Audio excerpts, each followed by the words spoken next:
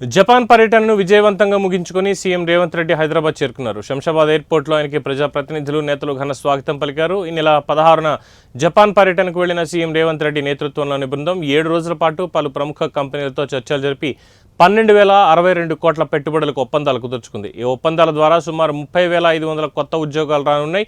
ఇక ప్రభుత్వం ఇప్పటి వరకు వివిధ అంతర్జాతీయ పర్యటనల ద్వారా మొత్తం 2,44,962 కోట్ల పెట్టుబడులను సాధించింది. వీటి ద్వారా మొత్తం 80,500 కొత్త ఉద్యోగాలు రానున్నాయి. ఈ ఏడాది జనవరిలో దావోస్లో జరిగిన వరల్డ్ ఎకనామిక్ ఫోరం సదస్సులో 1,78,000 కోట్ల పెట్టుబడులతో 49,550 ఉద్యోగాలు, అలాగే అమెరికా, దక్షిణ కొరియా, సింగపూర్ పర్యటనల్లో 14,900 కోట్ల పెట్టుబడులు సాధించారు. గతేడాది దావోస్ పర్యటనలో 40,232 కోట్ల పెట్టుబడులు వచ్చాయి. కాగా శంషాబాద్ ఎయిర్పోర్ట్ సంగారెడ్డికి వెళ్లిన సీఎం రేవంత్ రెడ్డి అక్కడ కాంగ్రెస్ సీనియర్ నేత జగ్గారెడ్డి కుమార్తె నిశ్చితార్థానికి హాజరయ్యారు.